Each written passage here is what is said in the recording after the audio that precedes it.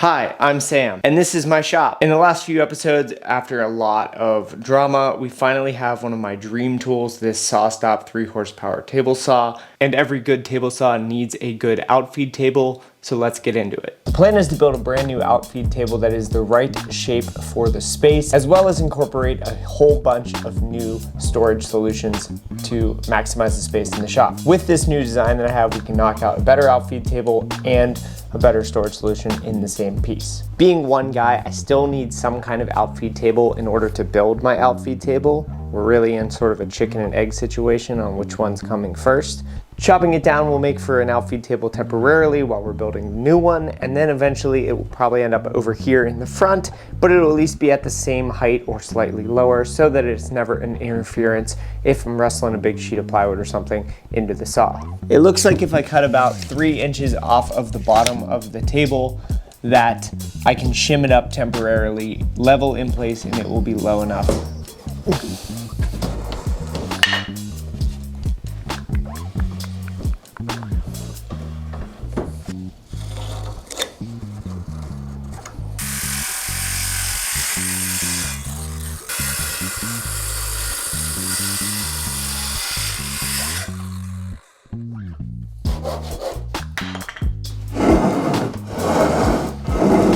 All right, let's see if the maths. Nope. Is anybody shocked that that math didn't work? Because I'm not. Success!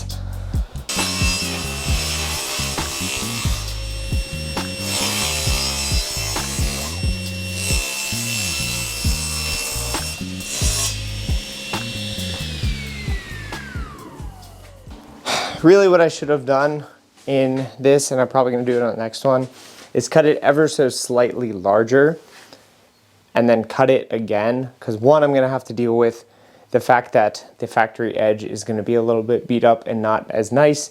Also, the smaller the piece is, the easier it is to wrangle and the more accurate of a piece you can get.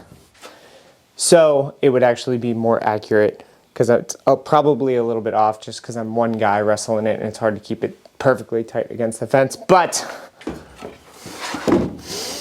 it worked great. We're gonna make an absolute mess because I still don't have a dust collector. I'm honestly shocked that nobody in the comments brought that up on the last video. We're getting there. I've cut some pieces, I'm kind of bouncing around. I'm just gonna keep plugging away at the things that I know need done, and then the rest of it I'll just keep filling in the blanks.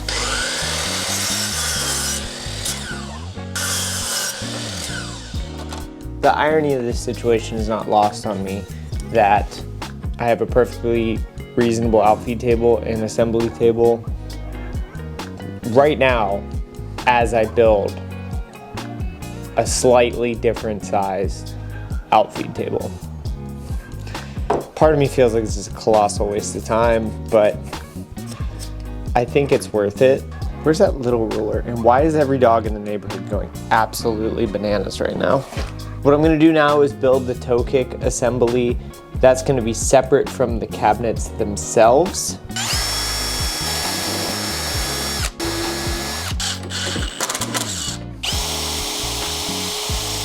There'll be the wide cabinet, and then the second cabinet will be this sort of sideways one. So this one needs to kind of set the width of the thing. Also need to leave room for a dust collector hose because eventually I will be running a dust collector and it will likely go out and then that way.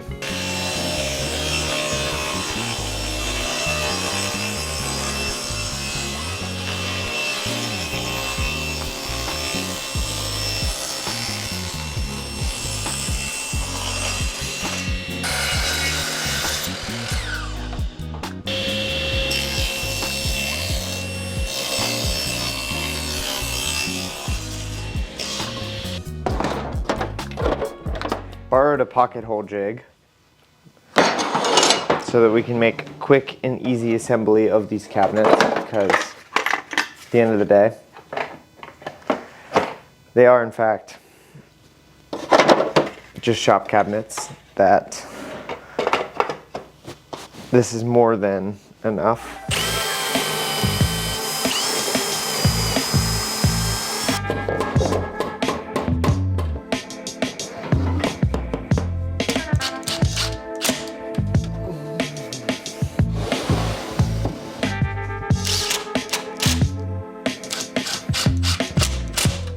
Sorry these videos have been taking so long. I appreciate all of you bearing with me. This is not my full-time job, and these things do cost money. So sometimes it takes a backseat to making money versus spending money on silly little internet videos. That being said, it does make a little bit of money and continues to grow when you guys subscribe and follow along and do all the things, and I appreciate every single one of you for doing that. It's never expected, but always appreciated that you guys show any interest in what I'm doing here. Losing my mind in the garage by myself.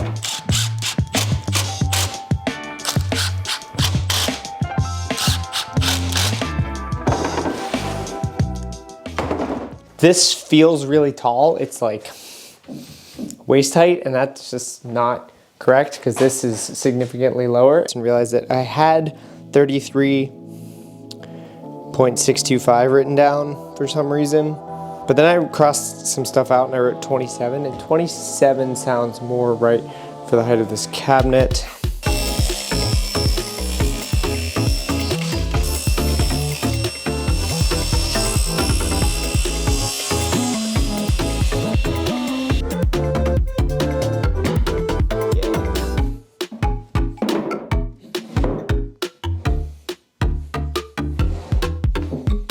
So in the original sketch, I had 3 compartments on the front side. I had drawers and then 2 kind of open spaces that I was thinking I could either leave as open storage, add drawers later, add doors, kind of figure it out after we get it assembled.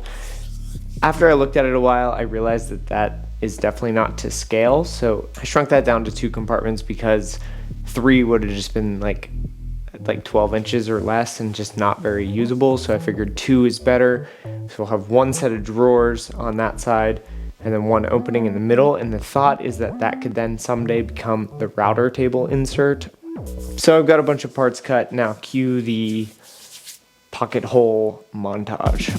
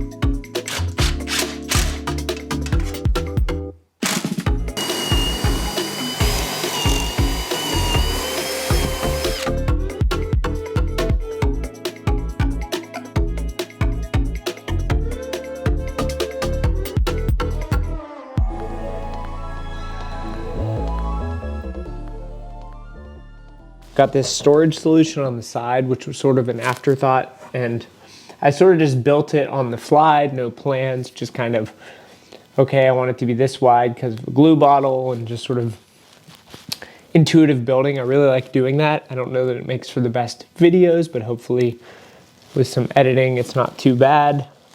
So I need a back panel for this cabinet. The side panel for cabinet next to it works for some of it, but I think it should have an inset pocket hold panel. I have a sheet of 1/2-inch plywood that'll work great for that, as well as the back of the cabinet that I'm currently laying in. I also got some leveling feet off of Amazon. I have an idea on how to make some adjustability leveling wise for the toe kick, and then I got to add some pieces to attach the toe kick to the cabinets.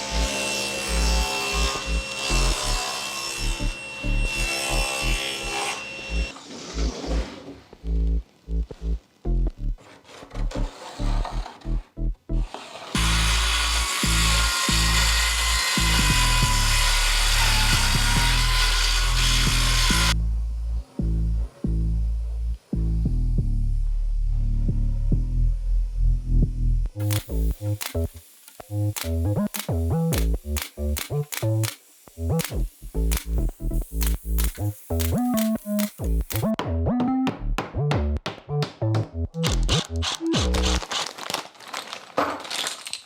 on the old Amazon and found an 8-pack of leveling feet that have these mounting plates. They're 3/8 of an inch, so they're pretty heavy duty.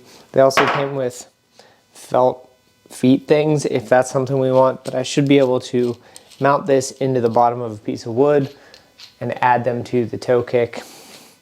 It is gonna change our geometry a little bit, so there's gonna be some fabric cobbling and figuring, but I think these are gonna be a great solution.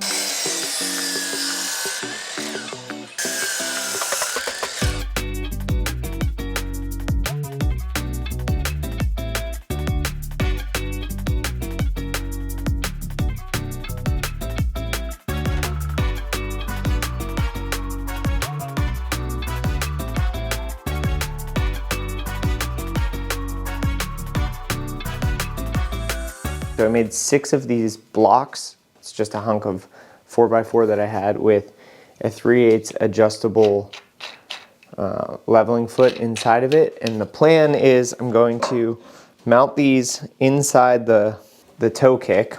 I don't want to build any height into the project with this, so I'm going to install these in a way so that while they're bottomed out, they're at the lowest, like the cabinet is on the ground at the lowest point, but it gives us room to go up with the leveling feet, because on, I believe it's this corner is the lowest because it's close to the drain. We might have an inch or so of slope, so we need to kind of compensate across that space.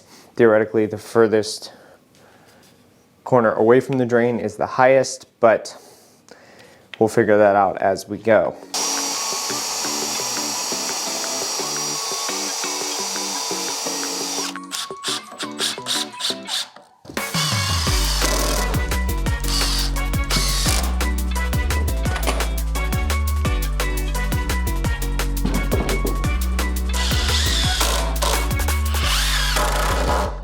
When they're completely bottomed out, I want the cabinet to be able to sit on the floor. I only want them to be used if absolutely necessary, to not add any more height. So I created them kind of inset inside the bottom of the toe kick. As you can see here, they're sort of flush, or even all the way back in, they're a little bit below the surface. So when this thing sits flush, everything will be as low as possible as to not include any more unnecessary height. I think we're to the point where I need to get this table out of the way so we can put the toe kick down roughly where it's going to be, get it close to level and close to where it's going to go, and then I'm going to figure out how to attach the cabinets to the toe kick. And then once that's together, we can start looking at how to do the top. I bought 2 sheets of MDF. I've been going back and forth, and a lot of you had great suggestions on different ways to do a workbench top. I just kind of like the way the MDF looks. We're just gonna keep the MDF top thing going, I think, in the shop. Step 1, shuffle the whole shop.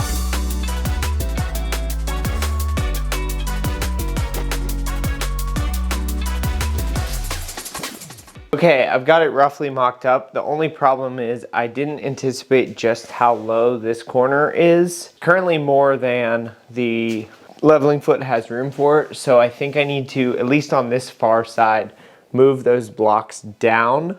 Because if I did all of this right, when the thing is perfectly level, it should be almost exactly 1.5 inches off from the table surface, which means once I put a top on it, it should be almost perfect. There's a good chance I screwed that math up, but it's really off right now. This is the kind of thing that, like, I don't know if there's a better way to do this. Figuring it out in space is the only thing that makes sense to me, so there's just gonna be some back and forth as I get this thing correct.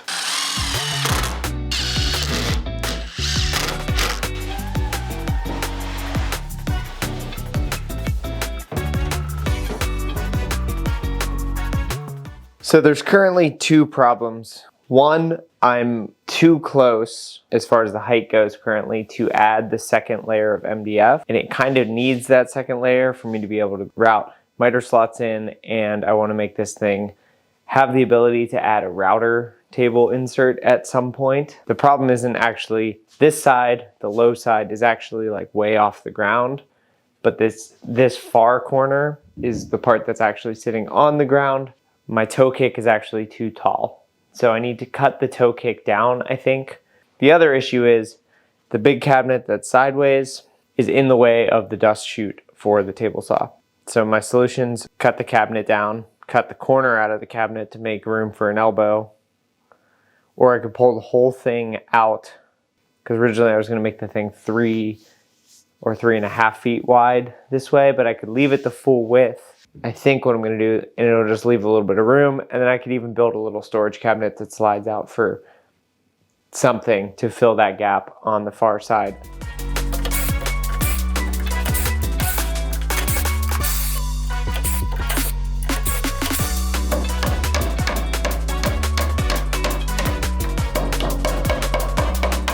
You see an entry-level job that requires 5 years of job experience, this is how you do it, because if you do everything twice, you get twice as good at stuff.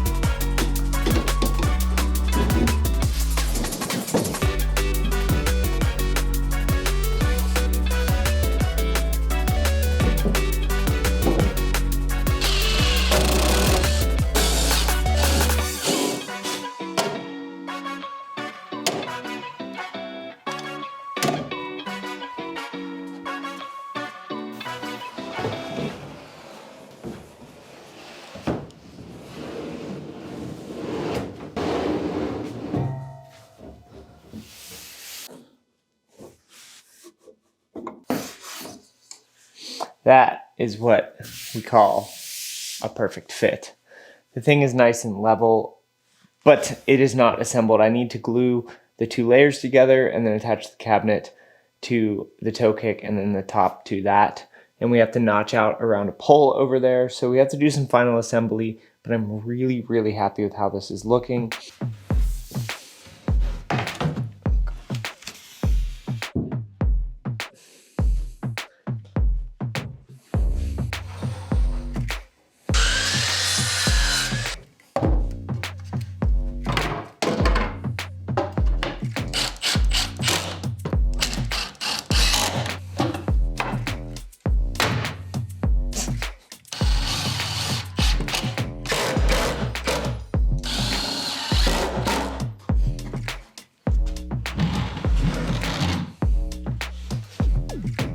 It's officially a fully assembled cabinet.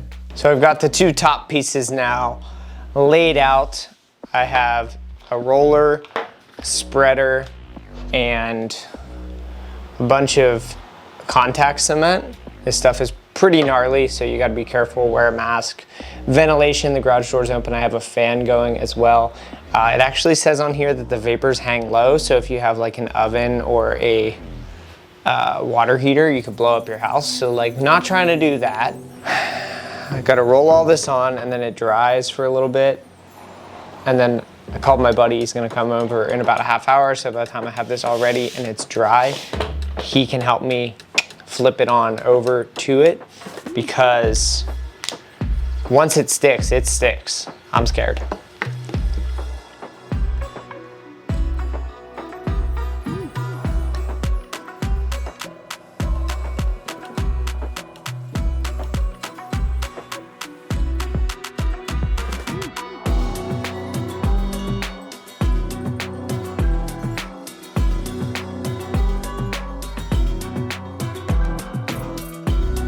We're gonna take that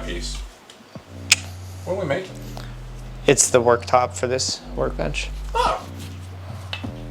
So I'm gonna put those on that so it doesn't stick until we want it to. We gotta try to not f this up. All right. I got you. So we're gonna go this way. Yep. And it shouldn't stick to the wood pieces, so we can set it on that to kind of get where we're going. As close as we can get to perfect. Oh boy. I'm gonna pull this one, okay? Yep. Yeah, you're like dead nuts over. You're as good as it's gonna get for. Just grab that end. Ready? Gotcha. And then just go all the way in with it.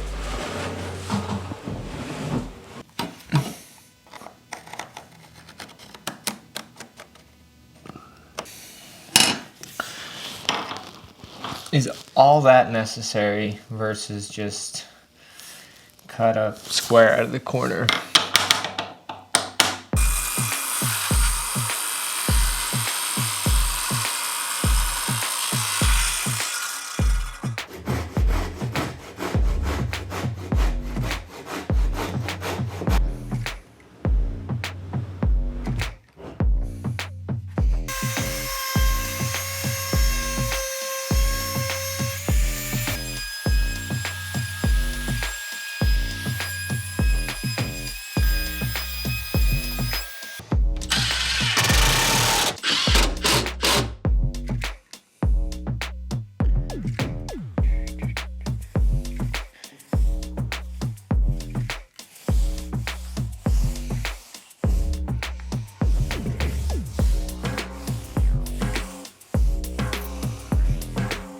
That's where I'm going to call it for part 1 of this build. I'm going to continue on in the next episode building drawers and maybe a door or two for the sides. I want to do one big drawer on the side that'll be kind of the junk drawer, some deeper storage here, and then I'm going to leave this one open, I think, for the potential of a router table in the future.